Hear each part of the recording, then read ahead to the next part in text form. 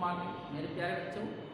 आज मैं आप सभी को पाठ 10 दाब प्रेशर के वीडियो भाग 2 में तरल पदार्थ में दाब, द्रव में दाब, द्रव में दाब को मापना, द्रव में दाब के परिणाम आज के बारे में मैं इस वीडियो में पढ़ाएंगे। बच्चों, सबसे पहले मैं आपको यह बताना चाहता हूँ कि जल एक द्रव है और जल और वायु दोनों एक तरल पदार्थ है। अब सिद्ध करना है बच्चों कि क्या ये दोनों तरल पदार्थ है। तरल पदार्थ किसे कहते हैं? मान लीजिए यदि जल को मेज पर हम गिराते हैं तो आप देखते होंगे कि जल बेटा क्या होता है, लुढ़क जाता है, मतलब बह जाता है। तो जो तरल पदार्थ होते हैं बच्चे, वे क्या होते हैं, बह जाते हैं। ठीक, तो इस प्रकार से जो है जल व वायु ये दोनों जो है संयुक्त रूप से तरल पदार्थ हैं। तो बच्चों, अब मैं तरल पदार्थ में दाब के बारे में जो है पढ़ाने जा रहा हूँ। जल एक द्रव है बच्चों। जो पदार्थ आसानी से बह जाते हैं वे तरल कहलाते हैं। तो सभी गैस व द्रव बेटा आपको भी बताया कि ये क्या है, तरल पदार्थ हैं। ठीक, तो इनमें क्या होता है, भार होता है। आप वायु ले लीजिए चाहे आप जल ले लीजिए बच्चों, इसमें भी भार होता है। आप इसका एग्जाम्पल ले लीजिए, गैसों में भार होता है कि नहीं। एक साइकिल का ट्यूब ले लीजिए, ठीक, तो ट्यूब को जो है वेट कर लीजिए और इसके वेट को नोट कर लीजिए कापी में। इसके बाद जो है उस जो है ट्यूब में हवा को भरिए, इसके बाद फिर उसको वेट करिए। तो आप देखते हैं कि पहले की जो भार था हवा भरने के बाद के भार से कम है। इससे सिद्ध होता है कि वायु में भार होता है। बेटा वायु भी स्थान घेरती है।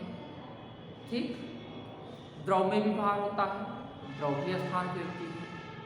तो इस प्रकार से जो है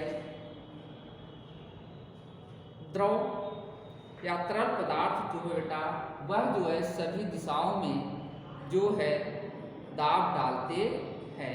यहाँ तक ऊपर की ओर, नीचे की ओर।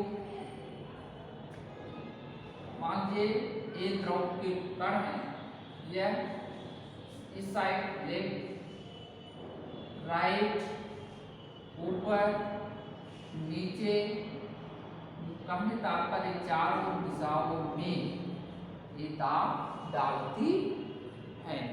कि बच्चों, अब आता है पॉइंट आपका द्रव में दाब। बच्चों, मैं ये दो उपकरण के द्वारा मैं आपको द्रव में दाब के बारे में समझाना चाहता हूँ। एक जो है ट्यूब ले लीजिए या परखनली ले लीजिए, जिसके दोनों सिरे बेटा खुले हों और एक सिरे पर आप गुब्बारे को बांध दीजिए। ठीक, गुब्बारे को बांधने के बाद ऊपर से हम जो है पानी को जो है इसमें भरते हैं तो गुब्बारा क्या होता है, फूल जाता है।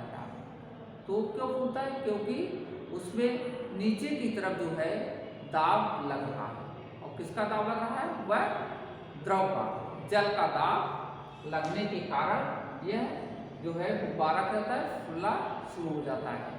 ठीक बेटा, अब आता है दूसरा, भी उसी तरह लेते हैं, लेकिन इसके साइड में जो है बैलून को लगाते हैं। तो जब इसमें जल को भरते हैं, बैलून यहाँ पे बंधा हुआ पास में बेटा, तो यह भी क्या होता है, फूलना शुरू हो जाता है। इससे सिद्ध होता है कि जल जो है पार्श्व में भी जो है दाब डालता है। ठीक बच्चों, अब इसी तरह जो है आप ले लीजिए ठीक टाइप का इस तरह का स्ट्रक्चर। ठीक, अब इसको ये जो है टब में डालें। फिर इसी तरह जो है एक, ठीक, अगर हम इसको नीचे की तरफ दबाते हैं तो जो यहाँ पे बेटा एक इस तरह का लगा होता है, जल में भरा होता है। मान लीजिए यहाँ पे जल पहली अवस्था में यहाँ पे है, जब इसको हम प्रेशर नीचे की तरफ डालते हैं तो यह जल का जो स्तर होता है, लेवल होता है, वह ऊपर की ओर बढ़ जाता है। ठीक बच्चों, अब इससे यह सिद्ध होता है कि द्रव गहराई में जितना नीचे जाएंगे उतना अधिक दाब डालता है।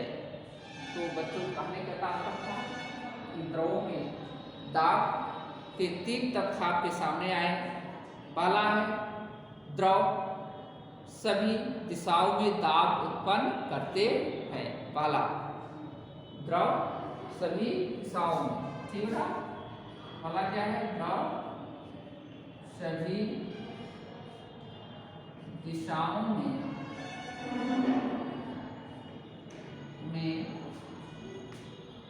दाब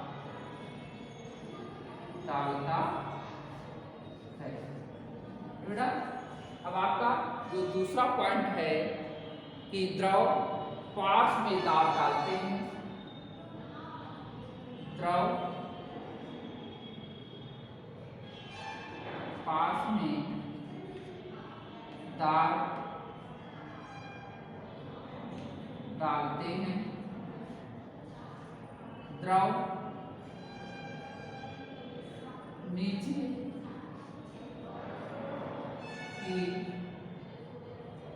ओर दाब डालते हैं। कहने तात्पर्य बेटा आपका जो ये कथन दिया गया है, द्रव सभी दिशाओं में दाब डालता है, तो ये आपके जो एक्टिविटी जो है के द्वारा दर्शा दिया गया है। बच्चों अब आता है द्रव में दाब को मापना।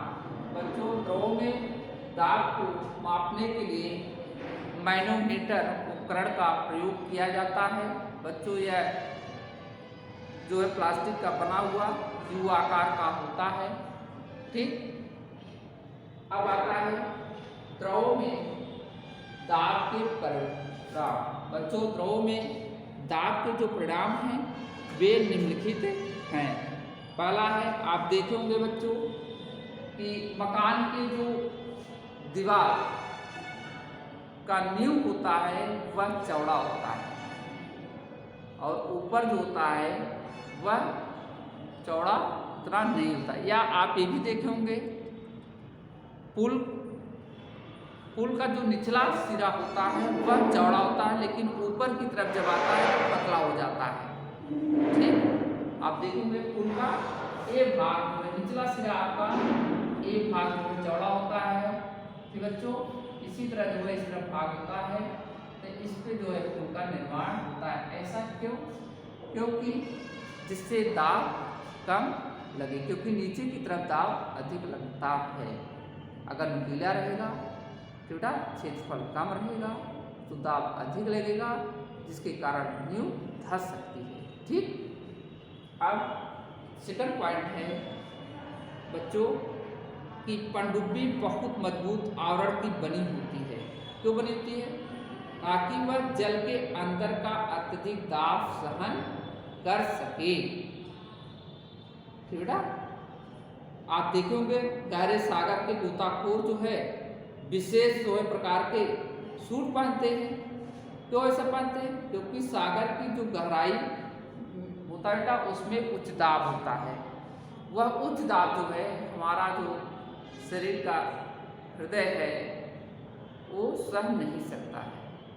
ठीक, जिससे ब्लड जो हमारे शरीर की नसें फट सकती है अधिक दाब के कारण। ठीक बेटा, आप देखेंगे जो समुद्र के गहराई में जंतु रहते हैं तो यदि वो ऊपर आते हैं तो वे मर जाते हैं। क्यों मरते हैं? क्योंकि वे नीचे रहते हैं अधिक दाब में, क्योंकि आप समुद्र की गहराई में नीचे जाएंगे तो वहाँ पे अधिक दाब होता है। जब आप ऊपर आएंगे तो क्या होता है, दाब कम होता जाएगा।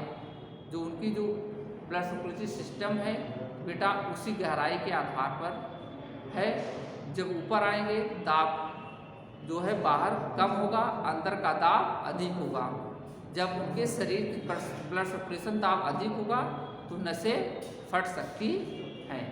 इसीलिए बेटा आपका जो है द्रव में दाब के परिणाम दो एग्जाम्पल दे। तीसरा है गहरे सागर के गोताखोर विशेष सूट पहनते हैं जो सागर की गहराई में उच्च दाब को सहन कर सकते हैं।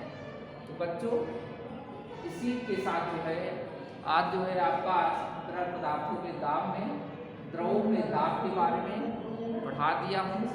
नेक्स्ट वीडियो में आपको गैसों के दाब के बारे में पढ़ाएंगे। आज के लिए बस इतना ही। Thank you.